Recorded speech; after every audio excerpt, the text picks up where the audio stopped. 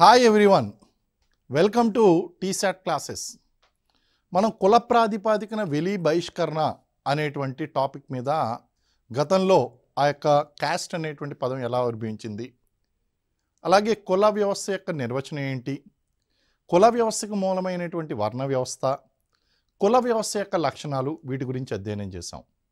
ఇప్పుడు కుల వ్యవస్థ యొక్క విధులేంటి, అసలు కుల వ్యవస్థ అనేటువంటిది ఎలాంటి విధులు నిర్వర్తిస్తుంది, అసలు కుల వ్యవస్థ అవసరమా కాదా, ఇప్పుడు అవసరం కాకపోతే గతంలో ఎటువంటి విధులు నిర్వర్తించింది అనేటువంటి చూసుకుంటే, ప్రస్తుత కాలంలో కుల వ్యవస్థ అనేటువంటిది ఒక రకంగా అవసరం లేదు అని చెప్పచ్చు. కానీ గతంలో కొన్ని రకాలైనటువంటి ప్రత్యేకమైనటువంటి విధులను కుల వ్యవస్థ నిర్వర్తించింది.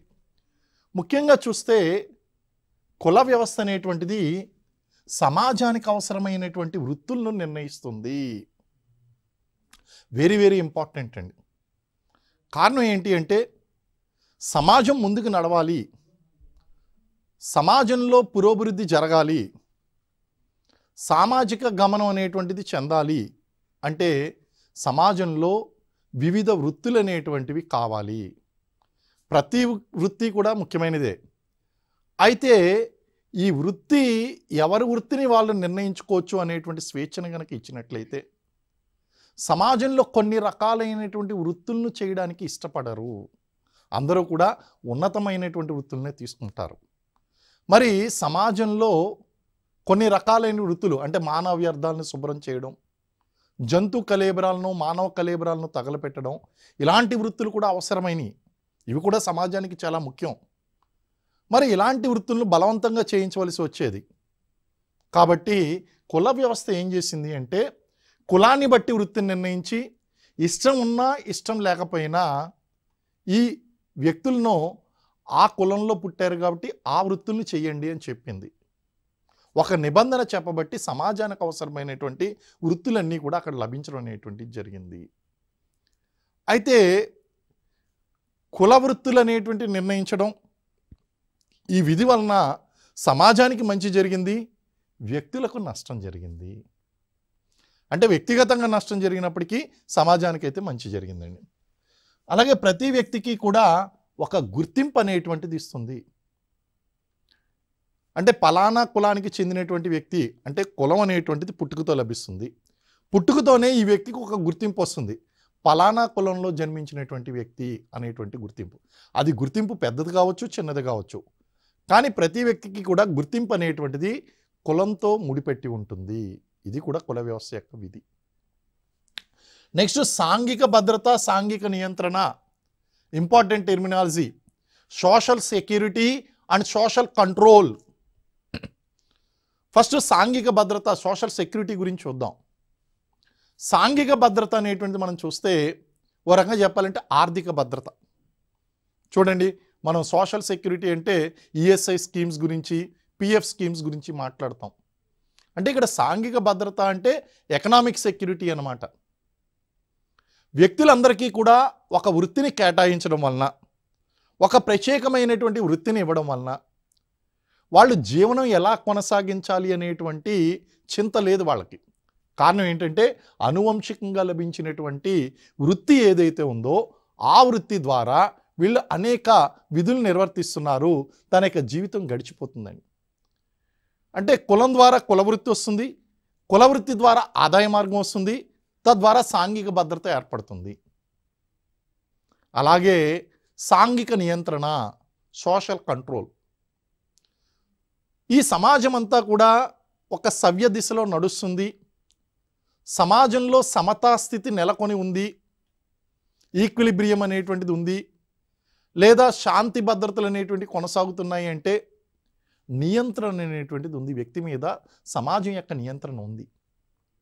ఈ నియంత్రణ సాధనాలు కనుక మనం చూసినట్లయితే నియత సాధనాలు, అనియత సాధనాలు అని రెండు రకాలుగా కనిపిస్తాయి. Formal controls and informal controls అంటాం. ఫార్మల్ కంట్రోల్స్ గురించి మనం చూసినట్లయితే నియత సాధనాలు గురించి మనం చూసినట్లయితే మనకి చట్టం, రాజ్యాంగం, ఇవన్నీ కూడా లిఖితపూర్వకమైనటువంటి నియత సాధనాలు. ఇన్ఫార్మల్ అంటే కుటుంబం, ఆచారాలు, సాంప్రదాయాలు, కట్టుబాట్లు, కులం. కులం కూడా ఒక అనియత సాధనం. అంటే వ్యక్తిని నియంత్రిస్తుంది, సమాజంలో ఉన్నటువంటి వ్యక్తిని నియంత్రిస్తుంది. ఏ పని చేయాలి, ఏ పని చేయకూడదు అని చెప్తుంది. అలాగే ఈ కుల సంఘాలు అనేటువంటివి ఉన్నాయి కదా, ఈ కుల సంఘాలు ఏం చేస్తాయంటే వ్యక్తి గనక ఆ కులానికి వ్యతిరేకంగా గనక ప్రవర్తించిన, కుల నియమాలకు కుల నిబంధనలను అతిక్రమించిన శిక్షలు వేస్తారు. అంటే ఒక నియంత్రణ సాధనంగా పనిచేస్తుంది. ఎవరైనా సరే తమ కులస్తులు తప్పు పని చేసినట్లయితే కుల బహిష్కరణ చేయడం అనేటువంటి చేస్తుంది, శిక్షలు వేస్తాయి. అంటే సమాజంలో కులం అనేటువంటిది వ్యక్తి యొక్క ప్రవర్తనని నియంత్రిస్తుంది. సో ఇది ఒక సాంఘిక నియంత్రణ సాధనము. అలాగే మతాన్ని, సంస్కృతిని రక్షిస్తుందని కులం అనేటువంటిది. అంటే మనకి సాంస్కృతిక కార్యక్రమాలు, దేవుని ఊరేగింపు లేదా మతకరమైనటువంటి కర్మకాండలు అనేటువంటివి చూస్తే, ఉదాహరణకి మనందరికీ అర్థం కావడం కోసం ఒక దేవుని యొక్క ఉత్సవాన్ని తీసుకుందాం. ఇప్పుడు దేవుని యొక్క ఉత్సవం కొనసాగాలి అంటే అక్కడ ఏం జరగాలి? మొదట దేవుడు కావాలి. మరి దేవుణ్ణి చెక్కేటువంటి వాళ్ళది ఒక కులం, ఆ దేవుడికి ఆలయాన్ని నిర్మించేటువంటి వాళ్ళది ఒక కులం, ఆలయాన్ని శుభ్రం చేసేటువంటి వారిది ఒక కులం, ఆ దేవుడికి అర్చనలు చేసేటువంటి వాళ్ళది ఒక కులం, దేవుడికి ప్రసాదాలు పండించేటువంటి వాళ్ళది ఒక కులం, వాటిని వండేటువంటి వాళ్ళది ఒక కులం. ఊరేగింపుగా తీసుకువెళ్ళాలి కాబట్టి రథమో పల్లకో కావాలి, రథాన్ని చెక్కేటువంటి వాళ్ళది ఒక కులం, పల్లకి తయారు చేసి రథాన్ని చెక్కేటువంటి వాళ్ళది ఒక కులం, ఆ రథానికి ఇనప కమ్మీలు తయారు చేసేటువంటి వాళ్ళది ఇంకొక కులం. ఉత్సవం అంటే రథం మీద వెళ్తే సరిపోదు కదా, అక్కడ డోలు సన్నాయిలు, ఉత్సవాలు, ఊరేగింపులు ఆ యొక్క అన్నీ కూడా నడవాలి. కాబట్టి డొక్క చించి డోలు కట్టేటువంటి వాళ్ళది ఒక కులం, ఆ డోలును మోగించేటువంటి వాళ్ళది ఒక కులం, సన్నాయి మోగించేటువంటి వాళ్ళది ఒక కులం. అంటే దేవుని ఉత్సవం, మతంలో ఉన్నటువంటి సంస్కృతిలో ఉన్నటువంటి ఉత్సవం అనేటువంటిది ఒక అంశాన్ని కనుక మనం తీసుకున్నట్లయితే ఇన్ని కులాలు కలిస్తే తప్ప ఒక ఉత్సవం కాలేదు. అంటే మతపరమైనటువంటి సంస్కారాల్లో, సంస్కృతిని కాపాడడంలో మతం ఈ యొక్క కులాలు అనేటువంటి తమదైనటువంటి పాత్రను పోషించాయి. ఇవన్నీ కుల వ్యవస్థ నిర్వర్తించినటువంటి విధులండి. అలాగే మనకి last but not the least జీవన సహవర్తిని ప్రసాదిస్తుంది. కులం ఒక అంతర్వివాహ సమూహం అని చెప్పి మనం చెప్పుకున్నాం.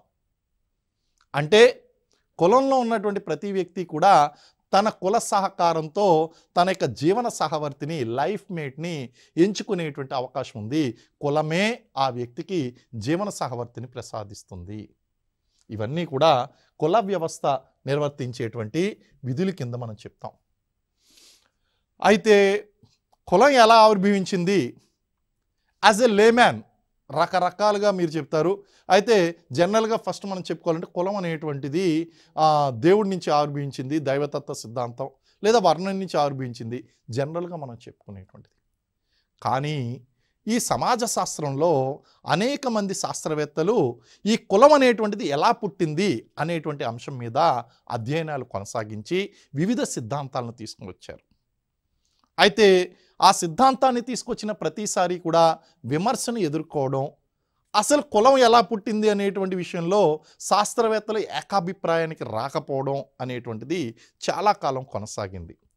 ఆఖరికి ఒక సిద్ధాంతం పట్ల అందరు శాస్త్రవేత్తలు కూడా ఏకాభిప్రాయానికి వచ్చి కులం ఈ విధంగా ఆవిర్భవించింది అని చెప్పడానికి కారణమైంది. కారణం ఏంటి అంటే భారతదేశంలో కులం అనేటువంటిది చాలా సంక్లిష్టమైన, సంశ్లిష్టమైనటువంటి వ్యవస్థ. It's so కాంప్లెక్స్డ్. 6000కు పైగా కులాలు, ఉపకులాలు ఉన్నాయి. ఏ 2 కులాలు సమానం కాదు. అయితే ఈ కులాలన్నీ ఎలా పుట్టుకొచ్చినాయి అని తెలుసుకోవడం అంటే చాలామంది దగ్గర ఆధారాలు లేవండి.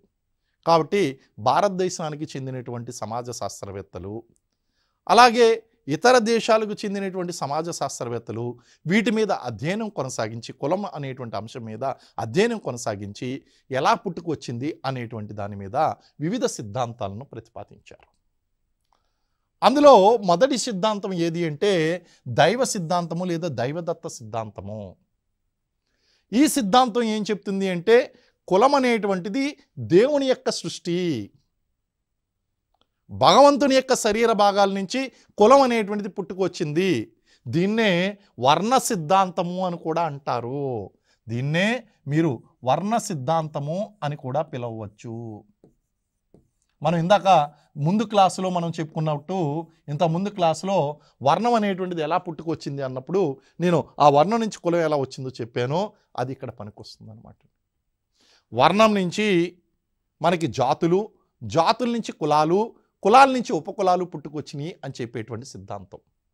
దైవ సిద్ధాంతమో చెప్పుకున్నాం, రాజన్ బాహువాన్ ముఖమాసీద్ బ్రాహ్మణస్య అంటే ముఖము నుంచి బ్రాహ్మణులు, బాహువుల నుంచి క్షత్రియులు, ఉరువుల నుంచి వైశ్యులు, పాదముల నుంచి శూద్రులు పుట్టుకొచ్చారు అని చెప్పి మనకి పురుష సూక్తం చెప్తుంది. ఋగ్వేదంలో 10వ మండలం ఉన్నటువంటి పురుష సూక్తం చెప్తుంది.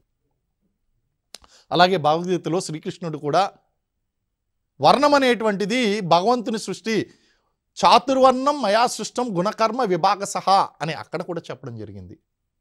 అయితే ఈ సిద్ధాంతాన్ని ఎవరూ కూడా ప్రతిపాదించలేదు. అంటే ఈ సిద్ధాంతాన్ని అది మన వేదాల్లోనే ఉంది, భగవద్గీతలోనే ఉంది. కాబట్టి ఇది వన్ ఆఫ్ ది థియరీ అండి, జనరల్గా మనం చెప్పుకునేటువంటి థియరీ. రెండోది భారతీయ సమాజ శాస్త్ర పితామహుడు అయినటువంటి గోవింద సదాశివ గురియే.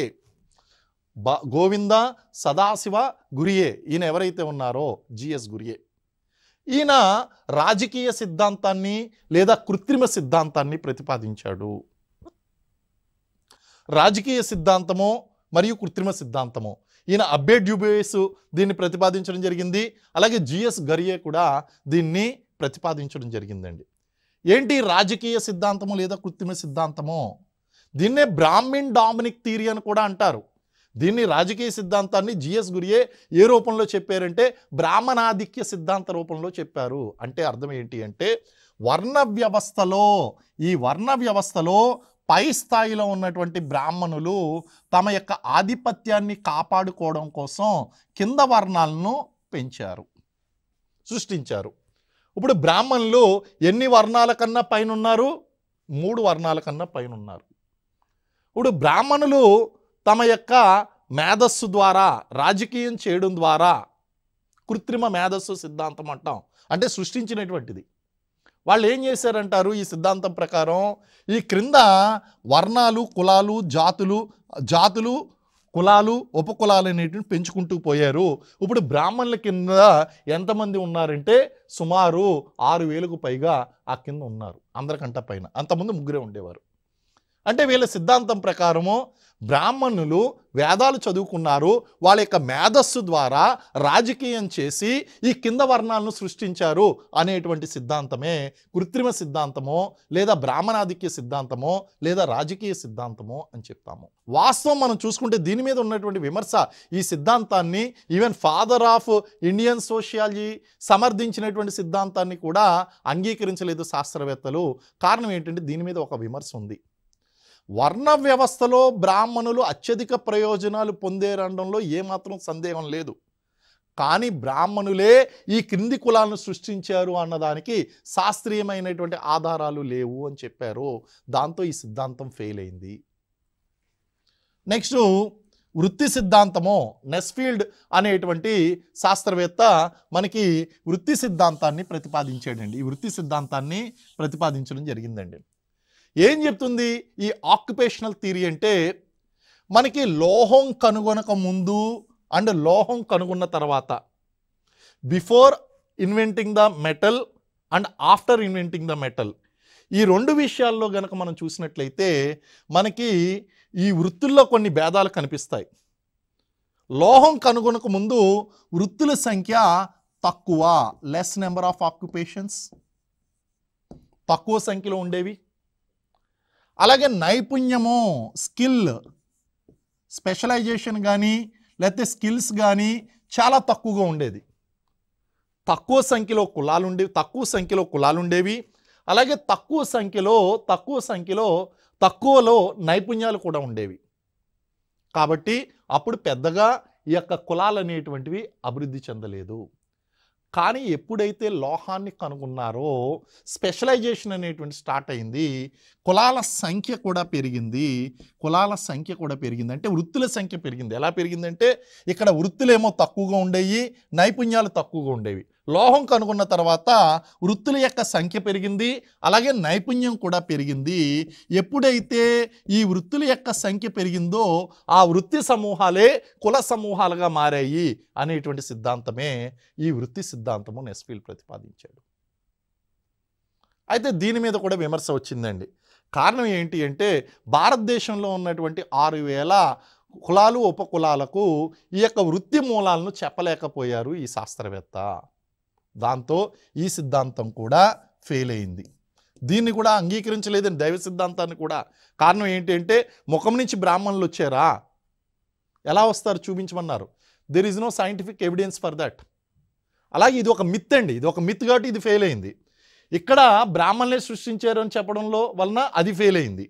ఇక్కడ వృత్తి సిద్ధాంతంలో ఈ వృత్తులన్నీ కూడా వృత్తి మూలాలను చెప్పలేకపోయారు. ఇన్ని వేల వృత్తులకు వృత్తి మూలాలను చెప్పలేకపోయేసరికి అది ఫెయిల్ అయిందండి. నెక్స్ట్ హెర్బర్ట్ రిస్లే ప్రతిపాదించినటువంటి రేషియల్ థియరీ, జాతి సిద్ధాంతము. ఈ జాతి సిద్ధాంతం ఏం చెప్తుంది అనేటువంటి చూస్తే అసలు హెర్బర్ట్ రిస్లే ఎవరు? ఈయన మనకి ఎథ్నోగ్రఫీ డిపార్ట్మెంట్ ఏదైతే ఉందో British Indian civil services officer, ethnicity department ఏదైతే ఉందో ఆ ఎథ్నిక్ డిపార్ట్మెంట్కి ఈయన సెన్సస్ డైరెక్టర్ జనరల్గా ఉన్నాడు. సో ఈ సెన్సస్ డైరెక్టర్ జనరల్గా ఉన్నప్పుడు భారతదేశంలో ఉన్నటువంటి ఈ యొక్క జనాభాను కుల ప్రాతిపాదికన గణన చేయడం ప్రారంభించినప్పుడు ఈయన ఏం చేశాడు అంటే ఈ కులాలు అనేటువంటి ఏ విధంగా ఆవిర్భవించాయి అన్న దాని మీద కొంత పరిశోధన చేశాడు. ఓ రకంగా చెప్పాలంటే రివర్స్ ఇంజనీరింగ్ చేశాడు. రివర్స్ ఇంజనీరింగ్ చేసి కొన్ని విషయాలను గమనించి ఆయన సిద్ధాంత రూపంలో తీసుకొచ్చాడు. ఆయన ఏమంటాడు అంటే ఉన్నత కులాల్లో ఉన్నటువంటి వాళ్ళు పొడుగ్గా ఉంటారు, అలాగే వాళ్ళ ముక్కు పొడుగ్గా ఉంటుంది, సూదిగా ఉంటుంది, వాళ్ళు శరీరపు రంగు తెల్లగా ఉంటుంది, లేదా ఛాయ అంటే శరీరపు ఛాయ కలర్ కాంప్లెక్స్ అనేటువంటిది చాలా బ్రైట్గా తెల్లగా ఉంటుంది, ఇలాంటివన్నీ చెప్పుకొచ్చాడు. అలాగే నిమ్న కులాల వారు పొట్టిగా ఉంటారు, ముక్కు తప్పడగా ఉంటుంది, నల్లగా ఉంటారు అని చెప్పుకొచ్చాడు. అయితే ఇలాంటి మనవి ఏదైతే ఉన్నాయో ఇవన్నీ కూడా మనకి కరెక్ట్ కాదు. కారణం ఏంటి అంటే ఉన్నత కులాల్లో నల్లగా ఉన్నటువంటి వారు కనిపిస్తారు, అలాగే నిమ్న కులాల్లో తెల్లగా ఉన్నటువంటి వారు కనిపిస్తారు. శారీరపు లక్షణాలను బట్టి, జాతి లక్షణాలను బట్టి నువ్వు కులాల్ని నిర్ణయించడం కష్టం. జాతి లక్షణాలు అయినటువంటి శరీరపు రంగు, ఎత్తు, అలాగే ముఖాకృతి, నుదుడి యొక్క వైశాల్యము, నాసిక అమరిక, నాసిక ఏ విధంగా ఉంది, పెదాలు ఏ విధంగా ఉన్నాయి, జుట్టు ఏ రంగులో ఉంది, జుట్టు యొక్క స్ట్రక్చర్ ఏ విధంగా ఉంది, ఇలాంటి జాతిపరమైనటువంటి లక్షణాలను, శారీరక లక్షణాలను పట్టుకుని కులాల్ని నిర్ణయించడం కష్టము. కాబట్టి హెర్బర్ట్ రిస్లే చేసినటువంటి ఈ జాతిపరమైనటువంటి లక్షణాలు, ఈయన ఏం చేశాడు, భారతదేశంలో ఉన్నటువంటి జాతులు మనం అందరం కూడా అనుకుంటున్నాం కదా, భరత జాతి మనది, నిండుగా వెలుగు జాతి మనది అని మనం చెప్పుకుంటున్నాము. కాబట్టి భారతీయులందరూ ఒకటి కాదు, మీరంతా వేరు అని చెప్పి వాళ్ళు 7 రకాలైనటువంటి జాతుల కింద విభజించాడండి. 7 రకాలైనటువంటి జాతులు హెర్బర్ట్ రిస్లే. టర్కో ఇరానియన్లు, మొదటి జాతి ఏది, టర్కో ఇరానియన్లు. రెండోది ఇండో ఆరియన్లు. మూడోది ఆర్యో ద్రవిడియన్లు. నాలుగోది స్కితో ద్రవిడియన్లు. ఐదోది మంగోలో ద్రవిడియన్లు. ఆరోది ద్రవిడియన్లు. 7 మంగోలాయిడ్లు అని 7 జాతులుగా చెప్పాడండి. మళ్ళీ చెప్తాను చూడండి. టర్కో ఇరానియన్లు, ఇండో ఆరియన్లు, ఆర్యో ద్రవిడియన్లు, స్కితో ద్రవిడియన్లు, మంగోలో ద్రవిడియన్లు, మాంగోలాయిడ్లు అని 7 రకాలైనటువంటి జాతులుగా విభజించడం జరిగింది. వీళ్ళందరికీ కూడా శారీరక లక్షణాలను చెప్పాడు. కానీ 7 జాతులుగా విభజించడం వరకు కరెక్టే, కానీ 6000 జాతులుగా 6000 కులాలుగా విభజించడం ఎవరి వల్ల కాలేదు. ఈ సిద్ధాంతం కూడా ఫెయిల్ అయిందండి.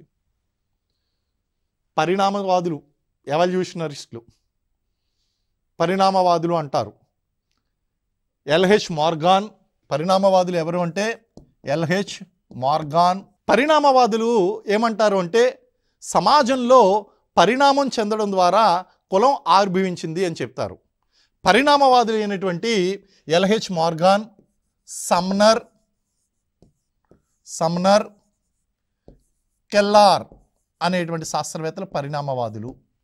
వీళ్ళు ఏమంటారంటే కులం అనేటువంటిది ఒక్కసారిగా పుట్టుకొచ్చినటువంటిది కాదు.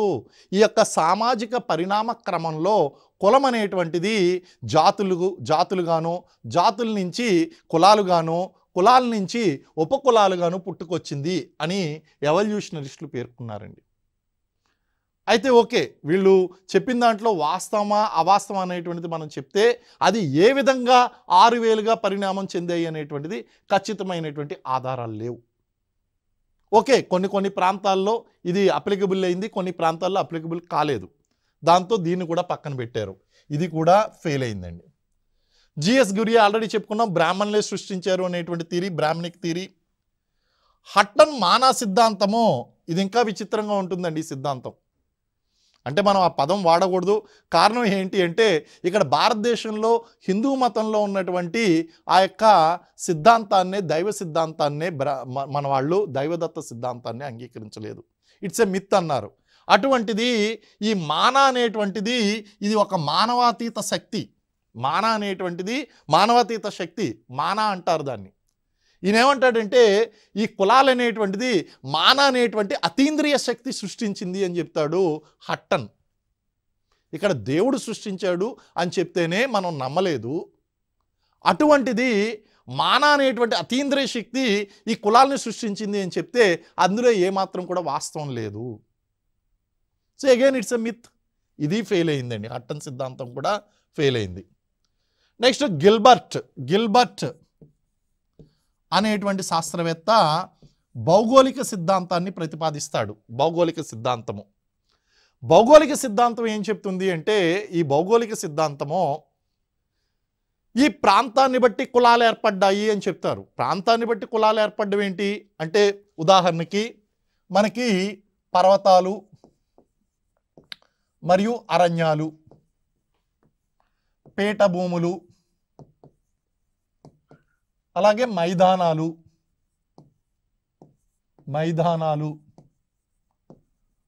సముద్ర తీరాలు లేదా నదీ తీరాలు, వీటిని తీసుకుందామండి. పర్వతాలు లేదా అడవులు కనుక తీసుకున్నట్లయితే ఈ పర్వతాలు అడవుల్లో నివసించేటువంటి ప్రజల యొక్క జీవన విధానము, వాళ్ళ వృత్తులు ఒక ప్రత్యేకంగా ఉంటాయి. అంటే ఎలా ఉంటాయి? వీళ్ళు ఆహార సంగ్రహణలో ఎక్కువగా ఉంటారు.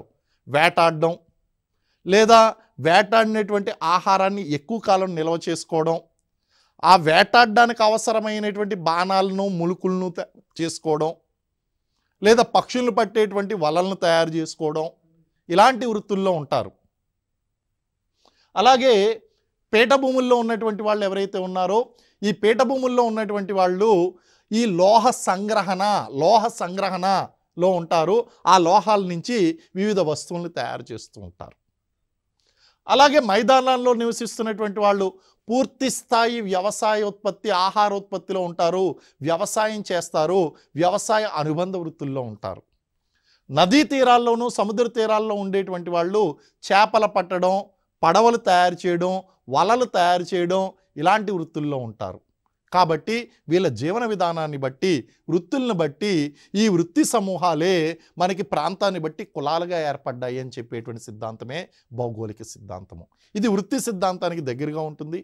అయితే వృత్తి సిద్ధాంతంలో మనకు అక్కడ చెప్పింది ఏంటి అంటే అక్కడ లోహం కనుగొనక ముందు, లోహం కనుగొన్న తర్వాత అనేటువంటి ఎక్స్ప్లెనేషన్ ఉంటుంది. ఇక్కడ మనం కనుక చూసుకున్నట్లయితే మనకి ఇక్కడ భౌగోళిక సిద్ధాంతంలో ఇక్కడ ప్రాంతాన్ని బట్టి వృత్తులు ఏర్పడ్డాయి, ఆ వృత్తులు ప్రాంతాన్ని బట్టి జీవన విధానాన్ని బట్టి కులాలు ఆవిర్భవించాయి అని చెప్పేటువంటిది ఈ గిల్బర్ట్ సృష్టించినటువంటి భౌగోళిక సిద్ధాంతము. అలాగే హోకార్ట్ అండ్ సెనార్ట్ అనేటువంటి శాస్త్రవేత్తలు ఏమన్నారంటే సాంస్కృతిక సిద్ధాంతాన్ని ప్రతిపాదించారు. ఈ సాంస్కృతిక సిద్ధాంతంలో ఏమన్నారు అంటే సాంస్కృతిక పరమైనటువంటి కార్యక్రమాలను నిర్వర్తించడం కోసం వివిధ కులాలు అనేటువంటి అవసరపడినవి. వ్యక్తి యొక్క జీవితంలో 16 కర్మకాండలు ఉంటాయంటండి. ఆ యొక్క కాండలు, ఆ యొక్క సాంస్కృతిక పరమైనటువంటి కర్మలు కనుక చేయాలంటే 16 ఉంటాయి. ఆ 16 అంశాలను చేయడం కోసం వివిధ వృత్తులు అవసరమయ్యాయి, ఆ వృత్తుల నుంచే కులాలు వచ్చాయి అని చెప్పేటువంటిది హోకార్ట్ అండ్ సెనార్ట్ ప్రతిపాదించినటువంటి సాంస్కృతిక సిద్ధాంతం. మొత్తం గందరగోళంలో పడిందండి. ఇప్పుడు కులం దేవుడు సృష్టించాడా, భౌగోళిక పరమైనటువంటి కారణాలా, బ్రాహ్మణాధిక్యత కారణమా, లేకపోతే ఎవల్యూషనరీ అనేటువంటిది అంటే పరిణామం అనేటువంటిది ఒక కారణమా, లేకపోతే ఈ యొక్క మాన అనేటువంటి అంశం సృష్టించిందా, ఏంటి అసలు ఈ యొక్క కుల వ్యవస్థకు ఆవిర్భావానికి కారణం అనేటువంటి అంశం మీద వివిధ చర్చలు జరిగిన తర్వాత శాస్త్రవేత్తలందరూ కూడా ఒక ఏకాభిప్రాయానికి వచ్చారు. ఈ అంశాలు కేవలం వాటి పరంగానే కరెక్ట్ కాదు. కులం, భారతదేశంలో కులం అనేటువంటిది ఏర్పడడం కారణం వివిధ కాలాల్లో వివిధ ప్రాంతాల్లో ఒక్కొక్క అంశము వివిధ అంశాలు కారణమయ్యాయి అన్నాడు. దాన్నే బహుళ కారక సిద్ధాంతాలు అన్నారు. బహుళ కారక సిద్ధాంతము, మల్టిపుల్ ఫ్యాక్టర్ థియరీ. అంటే కేవలం ఏ ఒక్క అంశమో కారణం కాదు. ఇటు రాజకీయ సిద్ధాంతం కానీ, వృత్తి కానీ, జాతి కానీ ఇది ఒక్కటే కారణం కాదు. మనకి వివిధ కాలాల్లో వివిధ ప్రాంతాల్లో వివిధ అంశాలు దీనికి కారణమయ్యాయి అన్నారు. ఈ కారకాలనే మల్టిపుల్ ఫ్యాక్టర్ థియరీ అన్నారు. దీన్ని మనకి సమర్థించినటువంటి శాస్త్రవేత్తలు కనుక మనం చూసుకున్నట్లయితే రామ్ ఆహుజా, రాధాకృష్ణ ముఖర్జీ, డిఎన్ మజుందర్, శరత్ చంద్ర రాయ్ వీళ్ళందరూ కూడా ఈ బహుళ కారక సిద్ధాంతాన్ని ప్రతిపాదించారు, సమర్థించారు. అంటే ఇప్పుడు కులం ఏర్పడడానికి గల కారణం ఏమిటి అంటే ఈ అన్ని అంశాలు కూడా ఏది భౌగోళిక అంశము, జాతిపరమైనటువంటి అంశము, అలాగే పరిణామవాదము, దాంతోపాటు ఈ దేవుని సృష్టి, ఈ అన్ని అంశాలు కూడా మనం అంగీకరిద్దాము అని చెప్పేసి ఒక ఫైనల్గా బహుళ కారక సిద్ధాంతానికి ఓటు వేయడం అనేటువంటి జరిగింది. ఇది మనకి భారతదేశంలో కులం ఎలా ఆవిర్భవించింది అన్నదానికి ఒక సైంటిఫిక్ థియరీ అనమాట. కంక్లూజన్ ఏంటి అంటే బహుళ కారక సిద్ధాంతం అంగీకరించబడింది. సో ఆ విధంగా గనక మనం చూసుకున్నట్లయితే భారతదేశంలో కులం ఆవిర్భవించడానికి ఏ ఒక్క అంశమో కాదు వివిధ అంశాలు కారకమైంది అన్నది ఫైనల్ కంక్లూజన్గా తీసుకోవడం జరిగింది. ఇది ఈరోజు మనం కుల ఆవిర్భావ సిద్ధాంతంలో భాగంగా కుల వ్యవస్థ గురించి మనం చర్చించుకుంది. నెక్స్ట్ ఎపిసోడ్లో మనం ఆధునిక కుల వ్యవస్థలో వస్తున్నటువంటి మార్పులు, వాటి గురించి సిద్ధాంతాలు మనం చదువుకుందాం. Thank you very much.